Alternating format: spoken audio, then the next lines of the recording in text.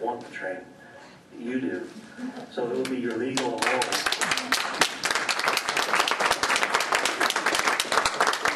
Your legal and moral right to allow us this time to do that. Everybody in our county has a job already, and you're creating more work for them and make them jump through your hoops. You're in Kings County, you need to jump through our hoops. And if you want us to work with you, you need to provide us with the time we ask for. Supervisor, I understand. And let me just say, I think for today, I've done the best I can. We'll have to just give this some more thought. Well, there's a couple of comments you made here. Legal and moral. You made that comment. That did not exist last May and June when you guys pushed us to the side and never answered any of our questions. You also made a comment. Legal right that you think you may have. Now, what kind of comment is that? I mean, either we have rights or we don't.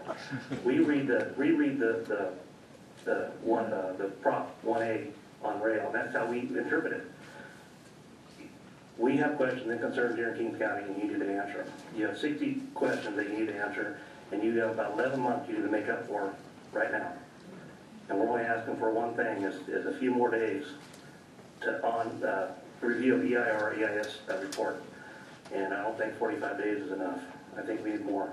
Or answer the question in public, like you are here today. You know, you need to work with us, and like I said, you want the training, we don't. So, you know, you got to sell to us, and you got to work with us, not us working with you. And there are also, we represent the people that want the train, also people that don't want the train. And you put us in a bad position, not you personally, but the Iceberg Authority put us in a bad position a year ago when you stopped talking to us. That was wrong on all means. So, you know, the ball's in your court. We asked the governor to step in. He said he appointed you, but he did not talk to us. You're the vice chair and the chairman right here. You can make decisions today, right now. So you need to make these decisions as you see fit and take it back to your board. Just like we have to make decisions and take it to our board. And we need, you know, if you want this training in our county, you need to work with us, not us working with you. We already have a job. Fair enough, Supervisor. If I might, let me just say a couple things. First of all, when I said whatever rights you think we may have, I wasn't trying to be insulting. It's just, you know, we have lawsuits in this country because one person thinks they have one right and another person thinks they have another. And all I'm trying to do is just kind of keep that off to the side and recognize that your lawyers think one thing, lawyers think another, and that ought to just be off to the side while we figure out how to work on these issues. Second, I did make a decision sitting here, which was that the legal requirement is only 45 days, and I said it'll be at 60 days at least, and then we'll go back and look at the other. Supervisor, you may disagree with me on that, I understand, but I'm not trying to hide behind you know, our board. Beyond that, we would need to take it back and discuss it with folks. And Supervisor Verboon, I wish I could turn the clock back to May. You know, the governor said something the other day, and I said, well, you know, it would have been nice if he put me on his board a year ago, and we could have avoided some of this stuff. Tom Richards came on the board a little bit before I did. The first day I was appointed, he called me up. He was expressing his concerns about the way things had happened. And I can tell you that I wish it hadn't happened that way. You're absolutely right. People in this community are right to be angry about that. And I will say it again. That is no way that this community should have been treated. That's no way this board should have been treated. It's no way your staff should have been treated.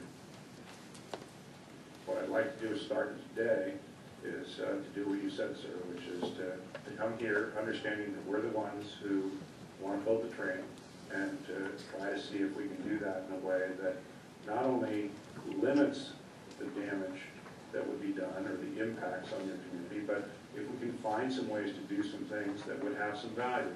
You know, there are intersections that have to be rebuilt as we come through. There are things that have to be done.